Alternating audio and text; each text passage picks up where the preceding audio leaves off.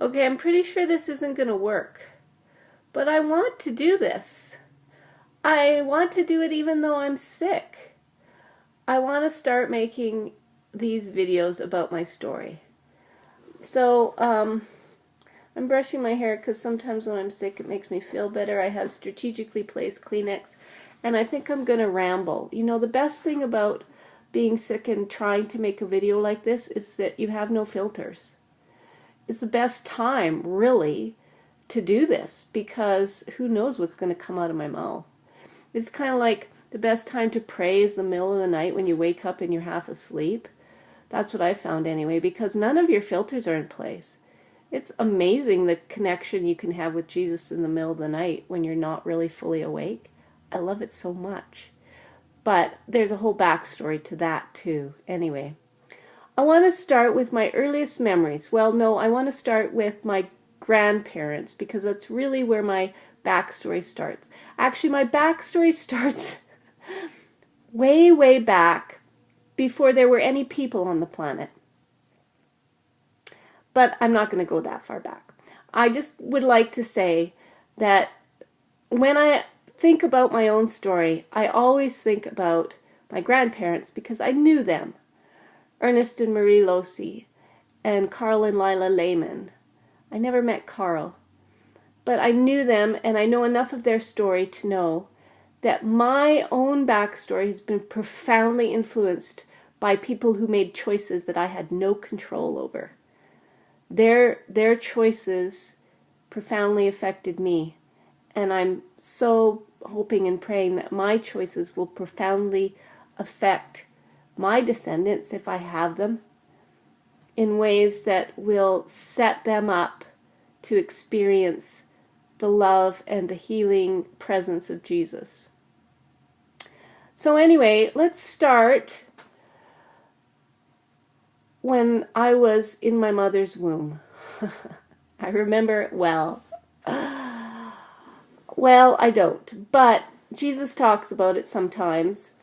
And I do know the story that my mother got very sick when she was pregnant with me, and she had quite a severe ovarian issue, and she had to have surgery while she was pregnant with me. I don't remember how far along she was, maybe 3 months, maybe 6 months? I don't think it was 6 months, I'm not sure, but maybe 3 months. And the doctors basically told her it's very likely that you'll lose the pregnancy because we need to operate. And so Jesus tells me that he laid himself down between me and the scalpel. That's how he puts it. And so before I was born, he saved my life. And I like to think about that a lot. Because that's basically what he's done all along, is laid himself down between me and the scalpel. Again and again and again. He wanted me. That's where my story begins. He wanted me. So I could just stop right there because frankly that's my whole backstory. Anyway, but I won't. I was born on October 21st in the 60s.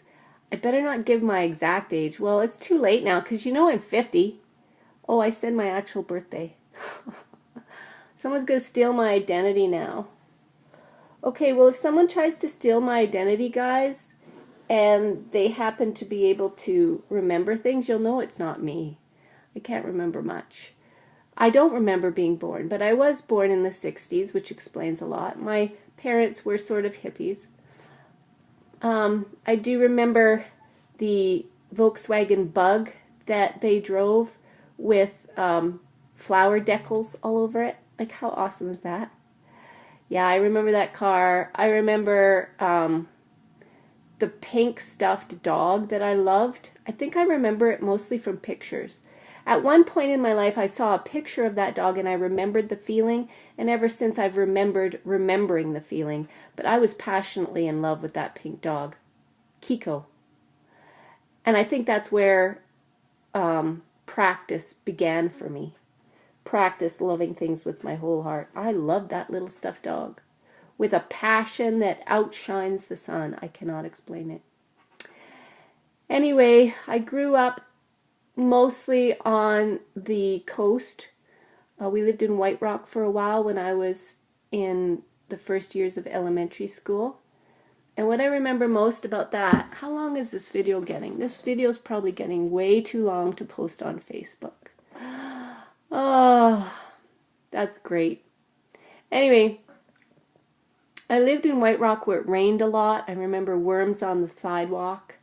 I remember the beach. I remember walking down to the beach with my brother, who's 5 years younger than I am, holding his hand, going to the beach. I lived on the beach, I think, for most of the summer, and my most vivid memories of White Rock are playing on the beach all day long, catching little crabs and putting them in my bucket, and eating root beer popsicles. Nothing has ever tasted as good as those root beer popsicles that I got on White Rock Beach. But I think there's a couple memories that are quite significant. Is this video 6 minutes long already? Oh my word, this isn't working. This isn't going to work.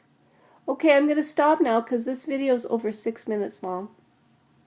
But maybe I'll make a part 2. I don't know. Is this even going to work? This isn't going to work. I need to sit down like with my son, who's a sort of a filmmaker. Anyway, he has the technology. And just, bleh, my whole story. And just post it somewhere so that my grandkids, if they're interested, can listen to the whole backstory of 50-year-old Cherie. Okay, now this video is 6 minutes and 45 seconds long, 48 seconds long. Oh my word. Okay, well, thanks so much for joining me. I hope I feel better, and I'll maybe make a part 2 to talk about other memories of White Rock. This really isn't going to work.